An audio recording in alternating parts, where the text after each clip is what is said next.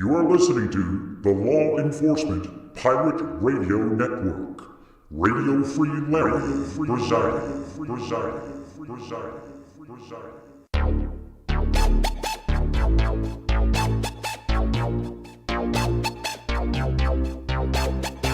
You can run, but you can't hide.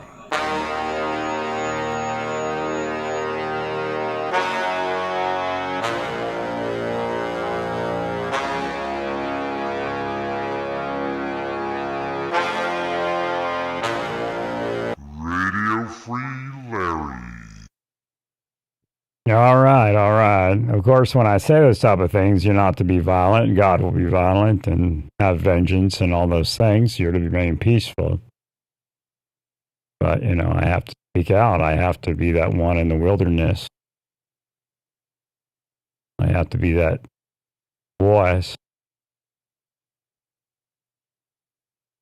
And the reality is, you have to understand that what's been going on is a secret war against U.S. citizens. However, it isn't always real, which means an agent or a police officer can just decide to do somebody with it, and they do them. They'll make an excuse, try to force them into certain immorality or crime. And it's psychological force. We wouldn't spend trillions of dollars developing that technology if it didn't exist, and they never stopped. I mean, they had, I think, hearings in the 70s. They promised they wouldn't do it, and they never stopped. I think they did Nixon with it.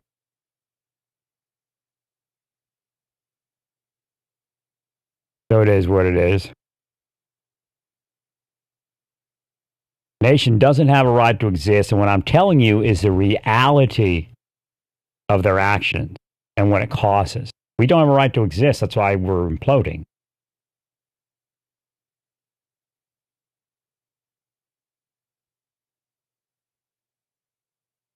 And if you look, they're not being respected. Law enforcement, government people are not being respected.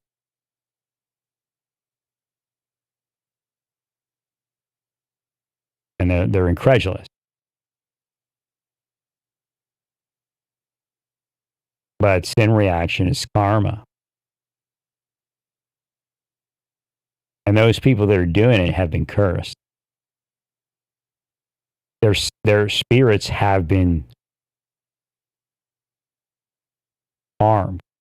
Their spirits are grieved with their lives. They're awake in a way that's not real. But inside their body, their spirit body knows those are the people that put them into that life. So when you take the teachings of Paul to the extreme, I guess, but not necessarily, because that doesn't exist in God. To think that that's an extreme. To say, if we don't want to offend them, if we want to deliver the gospel, we have to say this, we have to do this, we have to not say that, and we have to not do that. When we look at your personal preferences or your community preferences, which includes your religious community preferences, a church preference, a synagogue preference, you have preferences that you call your doctrine at times. Sometimes you'll say it's your standards, or it's the proof that you're saved, etc. But it's not the be-all of the church. And if you go into what Paul says, you're left with this idea that it makes sense based upon your doctrine. Kind of plug your doctrine in.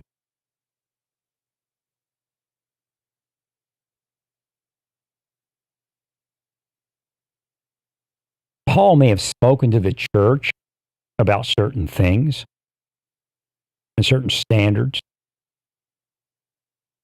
But Paul didn't require those standards of the people that were given the gospel. Now, the hope is that people will change. However, as I said before, nobody actually changes to a certain degree. God changes them if they're changing. However, if I require evidence of salvation, what am I doing? I'm judging. I've decided that I can look at you and tell if you're saved.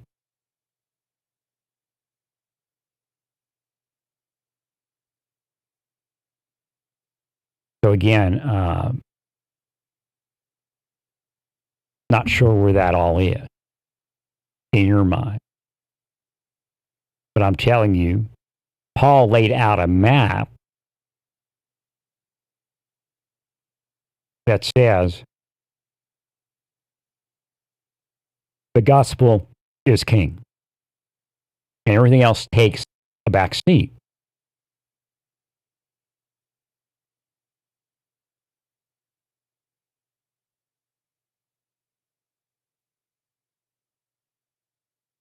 Now, fast forward to today. What are we missing in what Paul said? Paul may have known it or may not have. Awakened information at the level of how the possession works, how healing works.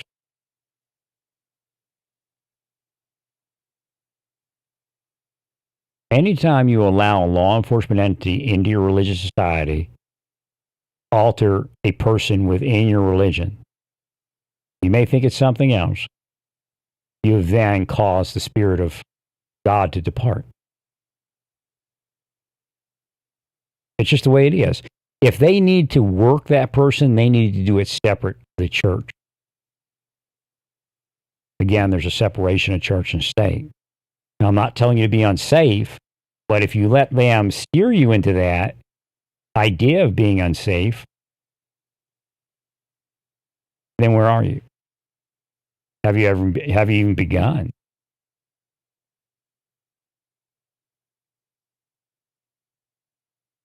Because what they're doing is putting people out that Satan wants to put out. Again, the threat is not to you. The threat is to Satan, which includes CIA, FBI, DHS.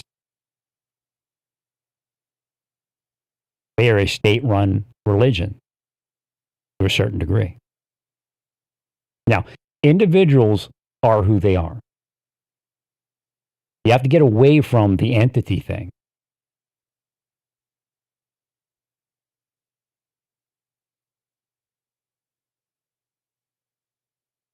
Because when you're in the FBI and you go to church, you're not in the FBI any longer. Because that's Caesar. You're now of God. There has to be a disconnection.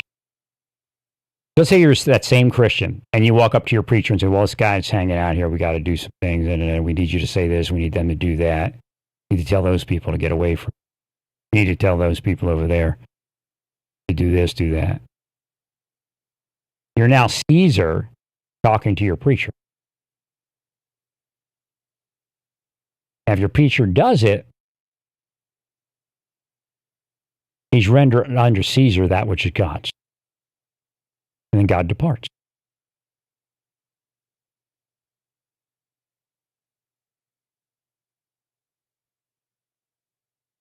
So if we take Paul's information and we understand that people are possessed, and like I said, the Vatican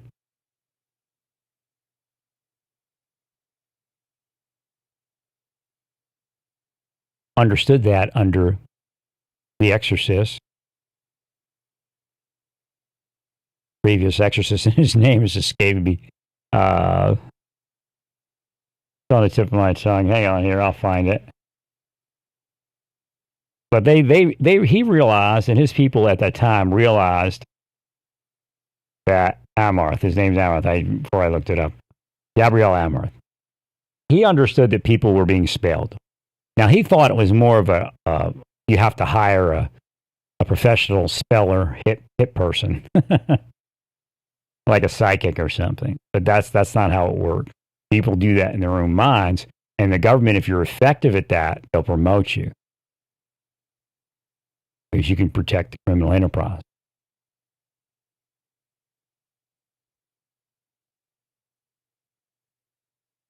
Now, they say there's no evidence that the CIA investigated things of a Project Artichoke, MK Ultra nature, as far as religion and psychic power and all that stuff. They say there's no evidence. I say it's a lie. I personally know of CIA activity within several religions, to include Sikhism. Now, their initial attempts at that may have been because there was some activity that needed to be looked at, international activity. But I'll tell you right now, try to get my mic. My mic's doing something weird. Somebody's possessing my mic. I'll tell you, it grew into MK Often, as it described, being kind of a black magic witchy thing.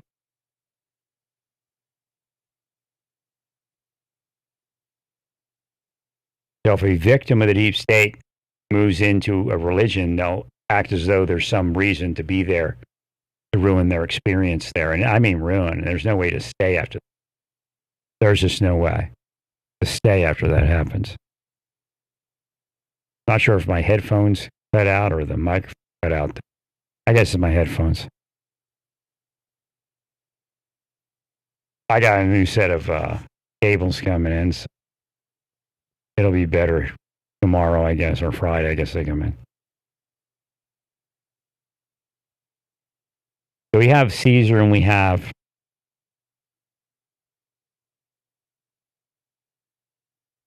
God. And we need to separate the two. That doesn't mean that you don't have rights within the government as a Christian or any other religion. But it means that within your church, the government's not allowed to meddle. Now we have this idea that they need to investigate something.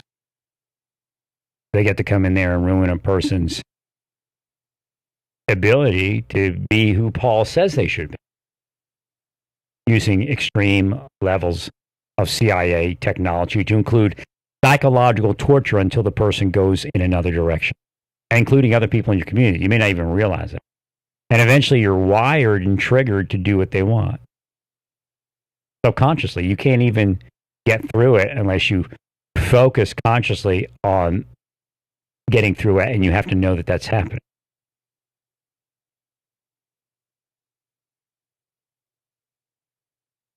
So again, I don't agree to the rioting, but it's all sin reaction to what you all have been doing.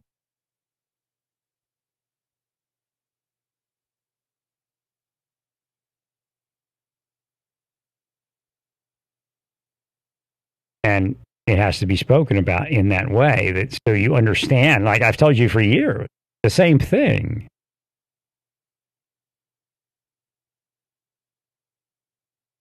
And you look at me like, why are they so angry? I haven't done anything to them. Well, it's like Jesus said, what you've done to the least of these, you've done to me.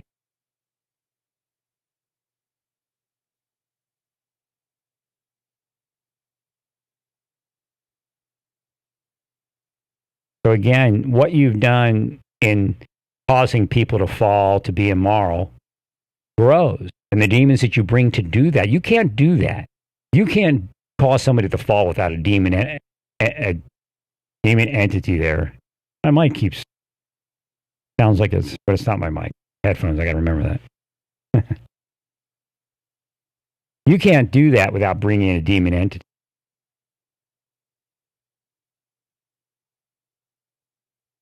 You just can't.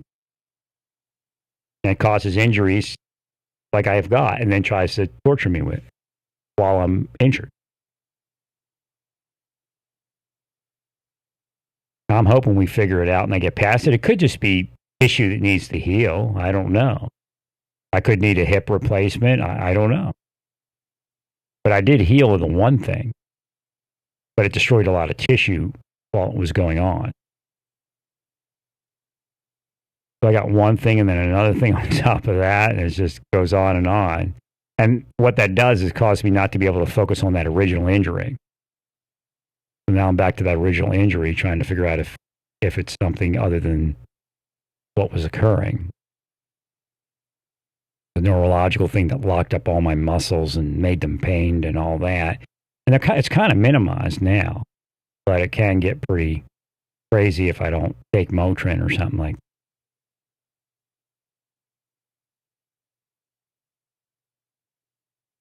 So when we look at what's going on in the world,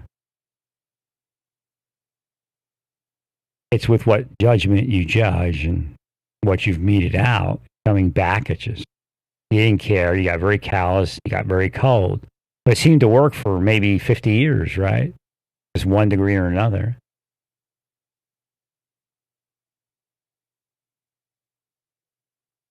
It's all sin for a season.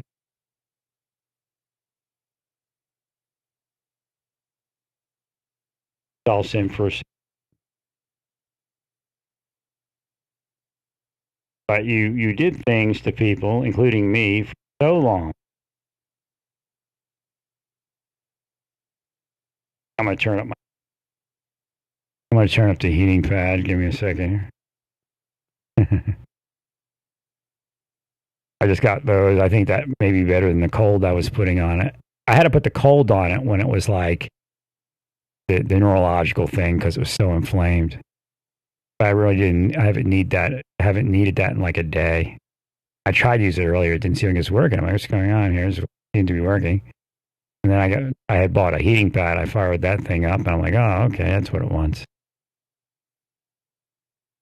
So hopefully I can get the tissues to heal. I'm much older, like I said. And there's a little bit more damage than I had, I think, last time. But we'll see. It was pretty bad until I got the corticosteroid shots last time, so maybe that's what they'll do. Got a few appointments. I didn't get... This is the crazy part. I didn't get to my appointment this morning. I canceled it. But God allowed it for this reason. God said, you were going to lose your glasses. If you didn't cancel your appointment, it would have just been so torturous to know you had to get your appointment and you didn't have your glasses. So I had you just not worry about the appointment, but I had things I had to do. And then I was like trying to figure out how to get to these x-rays over at the clinic. And all of a sudden I get an email. I hadn't found my glasses yet at that point. I get an email. I've referred... Oh, I get a call. No, I get a call. Hi, this is the orthopedic people at, East Texas University. Did I say it right? I'm not from around here.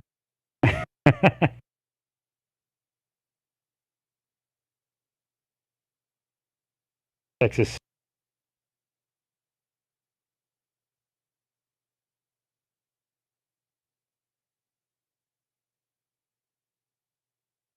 I'll try to look this up, make sure I said it right.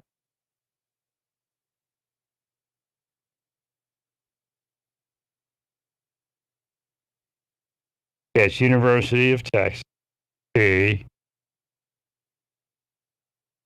And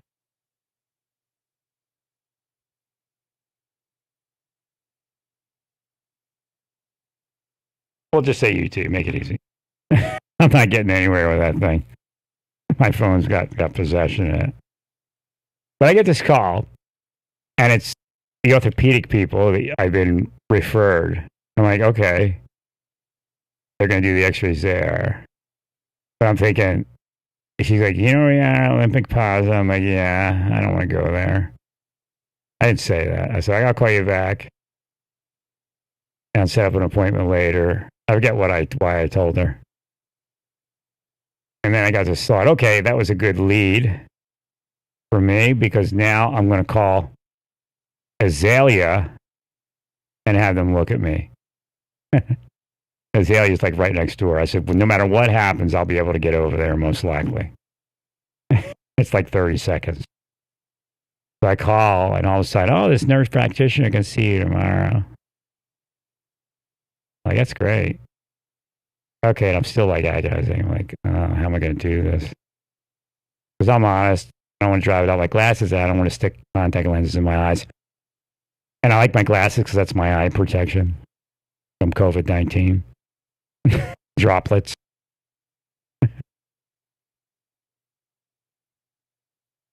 So I was agonizing over that a little bit. And then I thought, where can my glasses went? And I hurt myself. I mean, I walked around so much this morning, but it was like 3 o'clock before I found them. And I started looking probably around 10 or something like that. Maybe even earlier. And you can't find them if you can find them.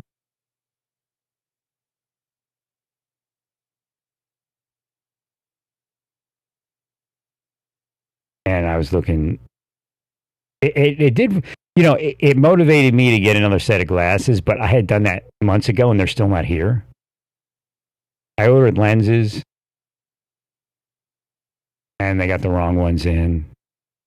They ordered the wrong ones. And I had them first as a spare lens, but I had a set of frames that were Oakley. They're supposed to send them back to me because they were on warranty. They haven't sent them yet. So Satan got in the middle of that anyway. I had already done that. I had intuition that I would need another set of glasses and lenses and all this. And did it a certain way, not knowing it was going to be another set of glasses. But it didn't arrive. So it motivated me to order some more frames. And I don't have any idea where Oakley is on their warranty service. You can't call anybody. You have to email them. Pretty soon I'm going to call them and say, well, got to get something done here. So I finally found them.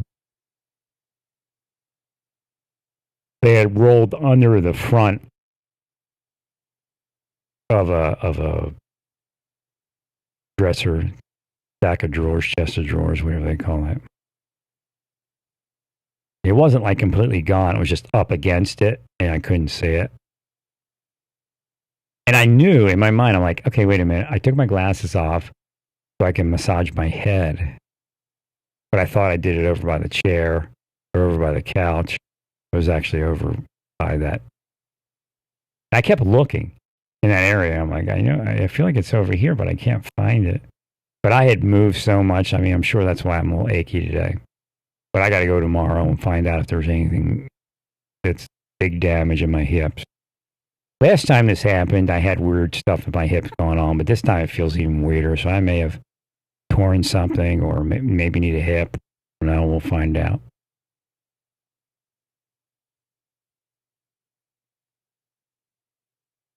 I was in fine, great condition about a year ago. No idea what happened, other than the deep state, devils, demons, antichrist, witches, and sorcerers. And that includes Tyler, Texas. I don't know what Louis Gohmert's talking about, the deep state. His whole community here is deep state. I mean, the people are nice. But everything else seems to be deep state.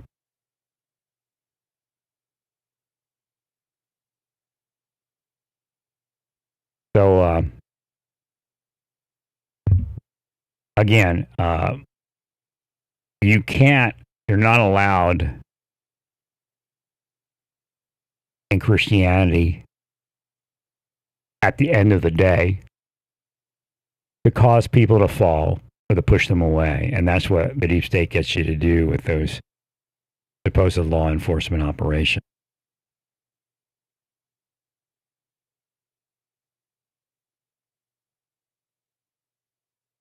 You're just not. And the thing is, I know Franklin Graham speaks about enforcing certain standards, and that's okay. But we don't want to just be okay. We want to be more than fine. We want to be great.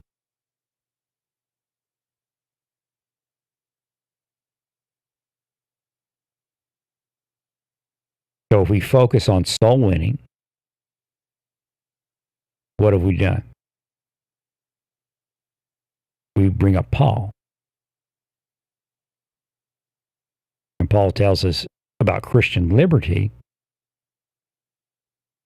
But is it really definable?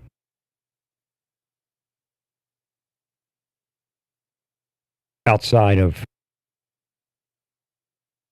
saying godly endowed liberty, which means, maybe even God bestowed liberty.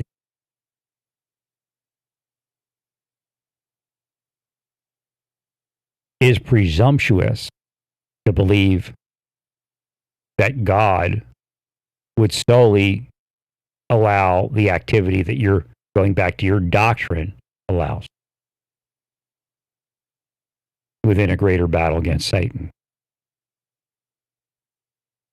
I'm not telling you to sin. I'm not telling you to embrace sin.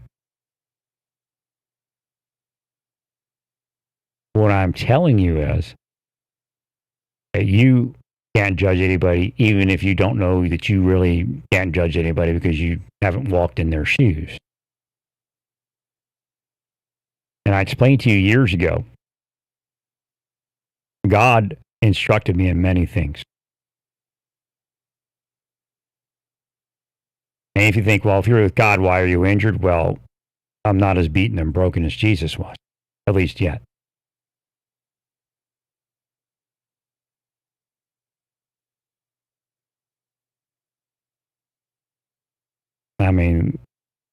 I don't hate the president, and I feel sorry for where his mind is right now. I'm not going to be like Bolton and just go off the deep end at him.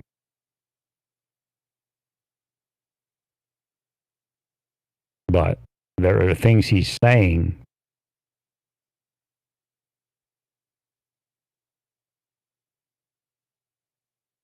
that are extreme taboo. And also in spirituals.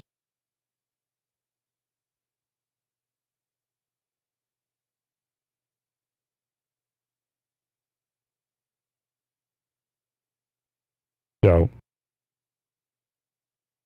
we have to be careful where we are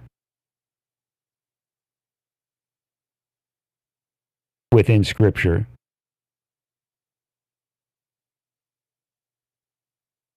based upon some community or self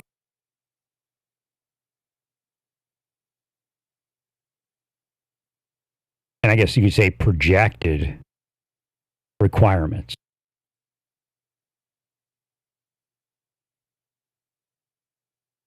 Because God even used the worst of the worst when he was angry at Israel. Not to say that the worst of the worst were with God, but that's an example to show where God is. And when we go back to the thought, God's thoughts are higher.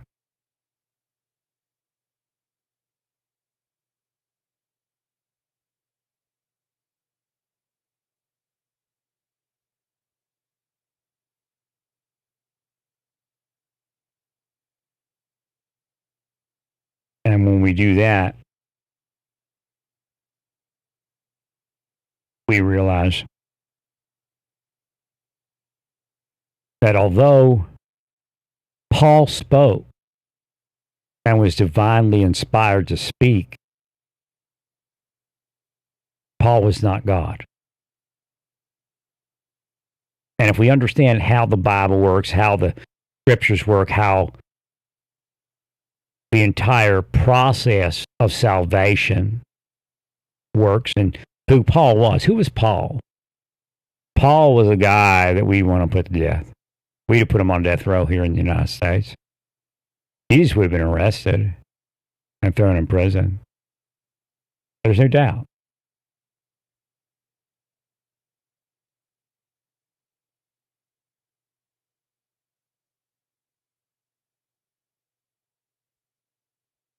Actually, the original Saul of Tarsus, we would have probably used, not probably, Paul was deep state. Paul, prior to his healing there and then his final days, was deep state. That's who Paul was.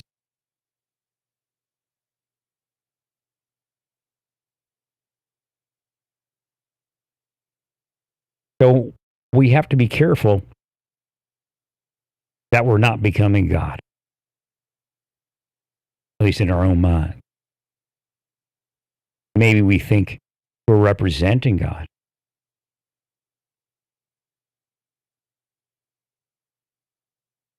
And, I had a friend, I don't know where she went. I don't know if they blocked her or made her crazy or whatever. She no longer talks to me online. There's evidence that they made her crazy or they're hacking the internet so we can't speak to each other. I don't know. But she would always tell me that the Bible tells us that we can judge people. And all these other things. In a good way. I'm not dinging her for it. And her heart's in the right place.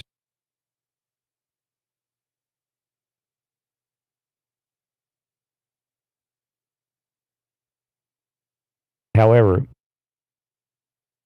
we really can't.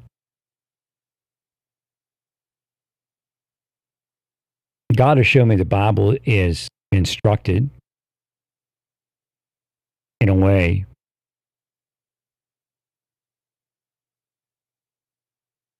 that, and I call it an ink blot. It draws you out psychologically.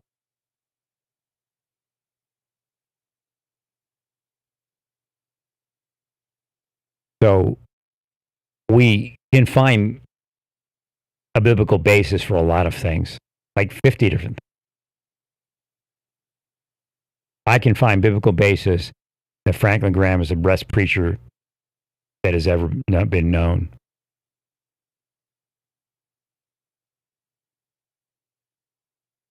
The man. But yet I can find scripture to tell you that he's a horrible preacher. He's causing people to fall and offending people.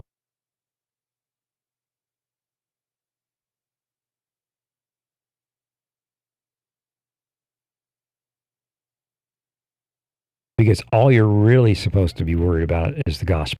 And that's what Paul told you. Even though he told you something else.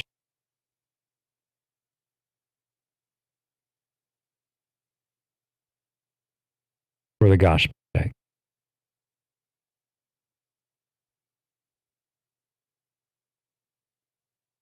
That's what it comes down to. And that's one of the worst things that the deep state did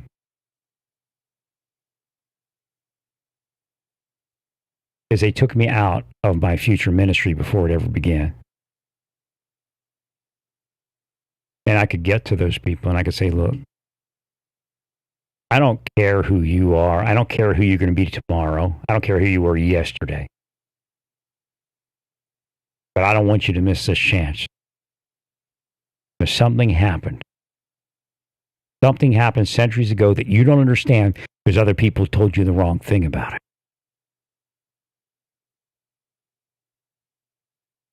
There's no requirement of you ever. I can't judge you. And in most cases, God won't judge you because you're spiritually blind. It's kind of once God judges you spiritually blind, then a lot of things change.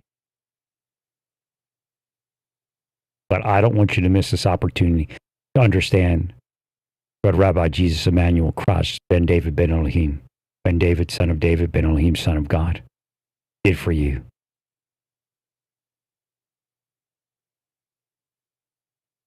If I want to say it basically, he was killed for you.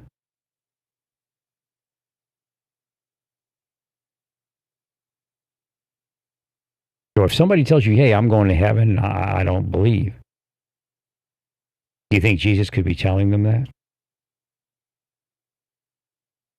If they're spiritually blind, Jesus might say, you're not going to be held accountable. You don't see. So where is this battle? It's at the muckety-muck level.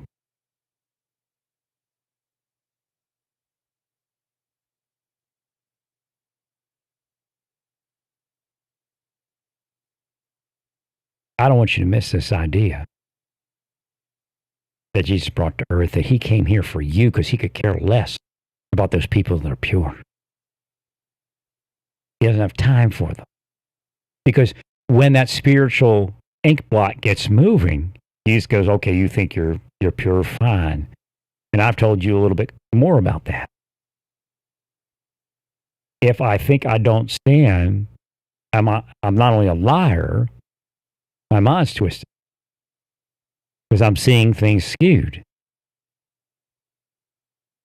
And of course, well, we sin, but we sin less. See, that's a good one there. The word sin less. They don't want to say that they're sinless because then they get in trouble with the scripture, even though some of them believe that. Then I said, well, you believe you sin less then, right? Less than your neighbor, right? I want to bring up something on the side. God has showed me that all scripture is useful, and it doesn't mean I have to change my religion. If you find, and I know there's imitation and all that, and that's in the scripture about imitation of scripture and imitation Christianity, imitation religion. But if you go and you study some concepts of Islam, and there's bad people everywhere. I mean, people were big in this country. They had slaves, and they found this country and they had slaves, and there are people that did bad things sexually and were, even today, ISIS and all that. I understand that exists. But there are people that don't do that. And there's something called Haya. And I believe the Bible speaks of this. And it does. I think I pulled the scripture out before. I'd have to try to find it again. There is and I think it was a Shia imam that said it is the duty of an Islamic person to not bring light to the sin of their neighbor. To not cover the sin, but be that protector of that person's well-being.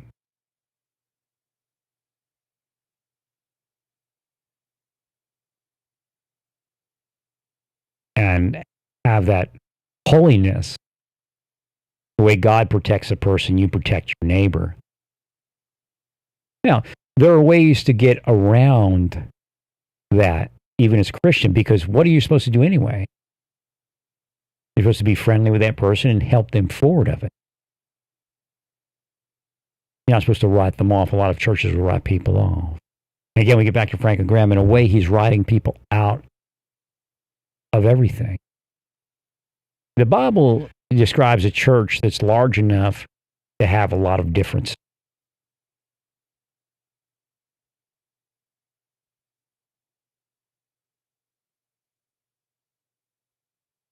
So we get back to those people that are rioting.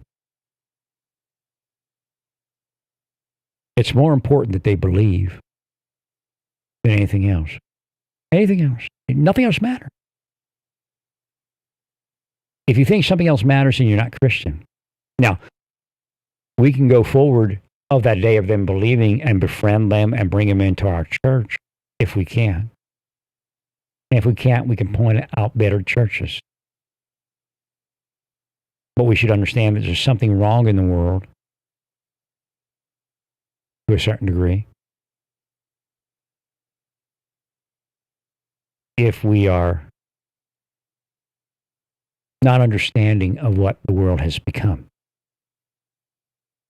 and what it may have been all along.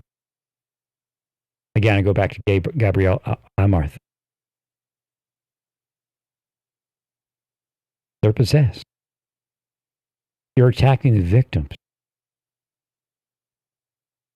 Verbal attacks can take people down and they'll never get up and get out anywhere in life.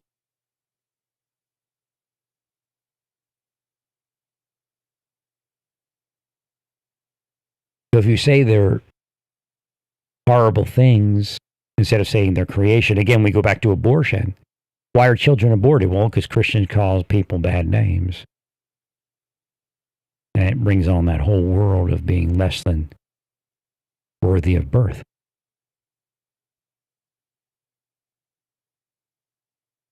What comes around goes around and went around.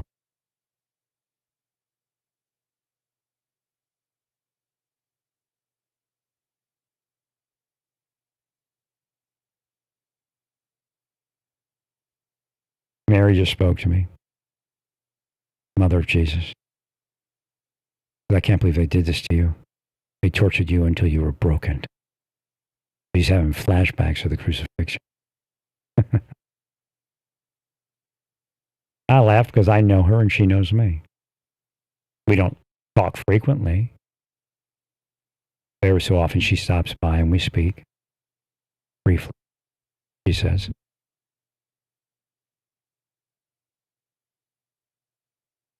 So again, I think Jesus is offended when you come against Catholics. I mean, he doesn't take anything too seriously, but it is his mother, you know. If they have a special place for her, then, you know, he honors that in the spirit of Paul.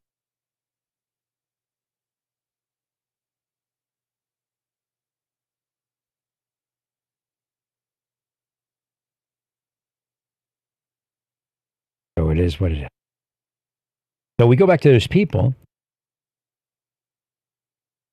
and it's very important that they believe.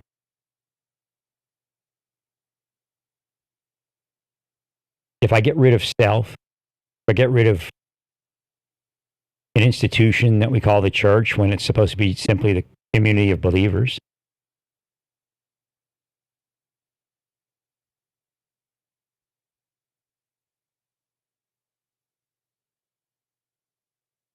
if we get rid of all the things that detract from the gospel, you understand where you are. Having eyes you see not. You understand where you are. You created a new law system that erases forgiveness. You created a new system of awareness that has ruled out the idea of being possessed and being healed from. God instructed me in a few things that caused me to realize years ago that if I can't heal it, then I can't talk about it. Then why do I talk about it? Because God tells me to. Then we go back to the scripture. We have all this scripture that does really conflict. The only time it doesn't conflict is when you take your doctrine, which you learned, or your preacher learned at some school, and put it all together. But it actually still conflicts. Why? Because God's ways are higher. The Bible tells us that God's ways are higher the same way that heaven is higher than the earth. And people find those concepts kind of dumbed down, but, you know, why make it difficult? People say the gospel is too easy. Like, why make it difficult? Doesn't make any sense to make it difficult.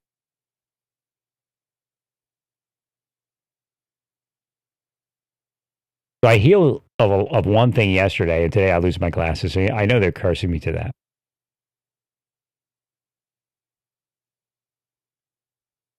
So I just want to let you know that causes a downturn in the world around you. I don't want you to be ignorant of that. I think the heating pad's getting a little warm there. Turn that thing off. Ooh. So when we get back to those people, those are the people that I would have moved after. I have a couple scriptures I have to show. I couldn't find the ones I was looking for. Here's the one. See, I didn't even know what this was saying. I had no idea what this was saying. I couldn't read it. When I selected, I couldn't see it. So that's pretty funny. That tells me God exists. Because God, believe me, I was looking through my glasses and it had this word on it that doesn't exist. It told me selected essentially. Acts 10:34, King James Version. Then Peter opened his mouth and said, "Of a truth I perceive that God is no respecter of persons." Acts 10:34, King James Version.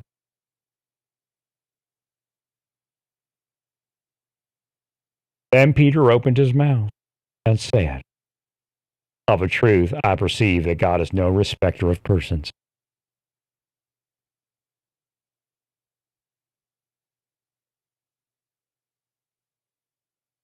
So what are we supposed to be? Who are we then?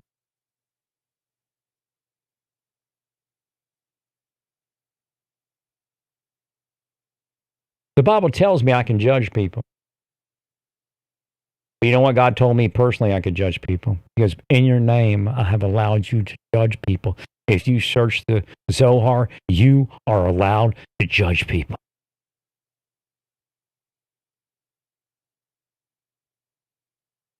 If you look in the Bible, you're allowed to judge people. I said, God, there's one problem.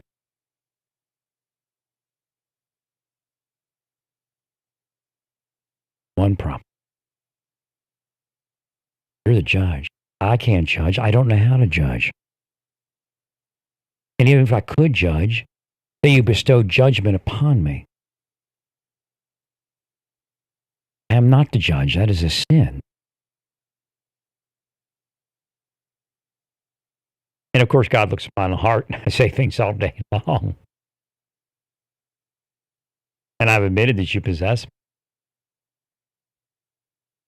I'm not afraid or ashamed of the scripture and the truth of it and the truth of what's actually happening. And God has me say certain things.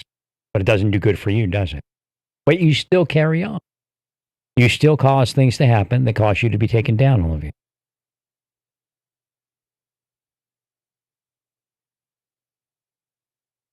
So again, when we speak about the people in the streets, God is not a respecter of persons.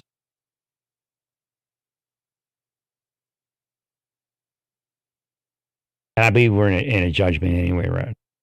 We're in a judgment. And I hope you all can realize it instead of playing politics live. I mean, you profess to be Christians, but I wonder where that is.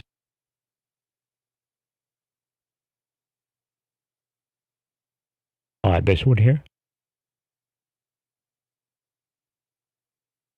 Habakkuk 2:15, King James Version. Woe unto him that giveth his neighbor drink, that puttest thy bottles, makest him drunken also, that thou mayest look on their nakedness. That includes your spiritual pursuits of your will, your projection, possession. People say, you'll see how they do this, you'll see how they do that. And that grew into psychologically adulterating people with CIA technique. First, it was people cursing, and then if they were strong enough to be healed, then they would use physical activity. Again, they torture you until you go in the direction they want. And that would work if they were trying to get you in a good direction, but they're taking you in a immoral direction. That they're using against U.S. citizens.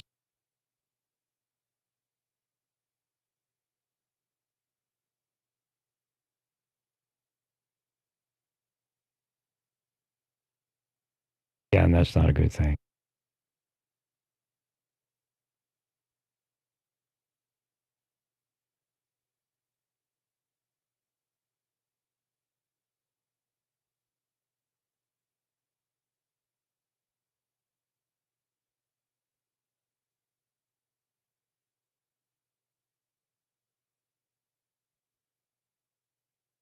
I hear.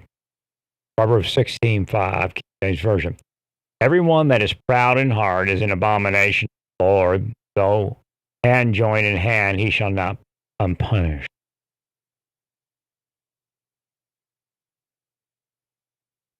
This is where we are.